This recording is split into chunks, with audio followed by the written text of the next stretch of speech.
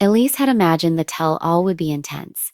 Emotional, yes. Confrontational, probably. But nothing could have prepared her for the storm she would walk into that day. A storm not made of cameras or bright studio lights, but of whispers, side eyes, smirks, and words sharp enough to leave bruises no one could see.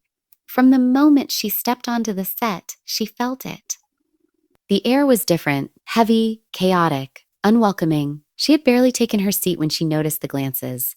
A few cast members huddled together, talking quietly, looking up at her, then looking away quickly when their eyes met. Someone laughed. Another shook their head. Elise told herself she was overthinking it. Maybe everyone was just nervous. Maybe this was how tell-alls always felt. But the tension didn't ease. It thickened. When filming began, things unraveled fast. Questions that were meant to be about her relationship somehow turned into interrogations about her character. Comments that sounded like opinions felt more like accusations. And before she realized what was happening, Elise wasn't defending her love story anymore. She was defending herself.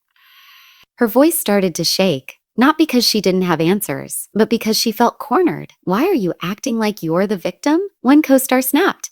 I'm not. Elise replied softly, but the room erupted before she could finish. You always play innocent. Another chimed in. That's not true. Elise tried again, but her words were swallowed by overlapping voices. She looked around, searching for someone. Anyone to slow the pace, to offer balance, to give her a moment to breathe. Instead, she felt like she was on trial in a room where everyone had already decided she was guilty. The host tried to regain control, but the damage had started.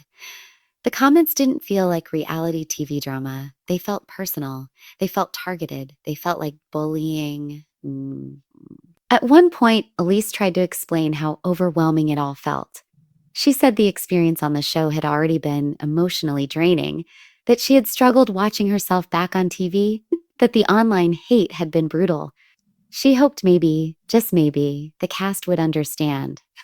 Instead, someone laughed. Here come the tears again, a voice muttered. That's when Elise's chest tightened. She wasn't being heard. She wasn't being respected. She wasn't being treated like a person.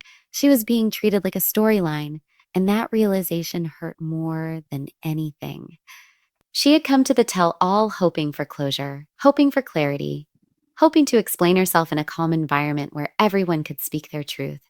What she got was chaos. What she got was confrontation. Every time she tried to speak, someone interrupted. Every time she shared her feelings, someone dismissed them. Every time she attempted to stay calm, someone accused her of being fake. Stop pretending, one castmate said bluntly. I'm not pretending, Elise replied, her eyes glossy now. Yes, you are. You're manipulating everyone, came the response upon the response. Elise couldn't believe what she was hearing. The narrative had shifted from discussing relationships to dissecting her personality. And the worst part, no one stepped in. No one said, let her talk. No one said, that's enough. The studio audience watched. The cameras rolled. And Elise felt smaller by the second. She later described it as feeling like being ganged up on in a high school cafeteria, except this time it was happening in front of millions of viewers. She tried to stay composed. She straightened her shoulders. She wiped her tears discreetly. She reminded herself that reacting emotionally would only make things worse. But inside, she felt shattered. One point during a break, she stepped off stage. She went into a quiet corner and just stood there, staring at nothing. Her mind raced, her heart pounded. She questioned whether she should go back out there at all. She had signed up for reality TV. She had not signed up to be verbally attacked by her peers. When filming resumed, it didn't get easier. If anything, the tone had already been set. The cast seemed emboldened. The criticism grew louder. The sarcasm grew sharper. Someone rolled their eyes every time she spoke. Another castmate whispered loudly enough for her to hear, as she's exhausting. Elise started to feel like no matter what she said, it would be wrong. If she defended herself, she was a dramatic. If she stayed quiet, she was a fake. If she showed emotion, she was playing the victim. If she stayed calm, she was a cold and calculating. There was no winning, and she knew it. By the end of the tell-all, Elise was emotionally drained. Not from answering tough questions, but from feeling like she had to survive an environment where she felt attacked, dismissed, and isolated. After it aired, the clips went viral. Viewers debated what they saw. Some sided with the other cast members. Others noticed the way Elise was treated and spoke out in her defense. But for Elise, the damage had already been done. She said watching it back was even harder than living through it. She could see the smirks. She could hear the tone. She could feel the moment she began to shut down. She realized something important afterward.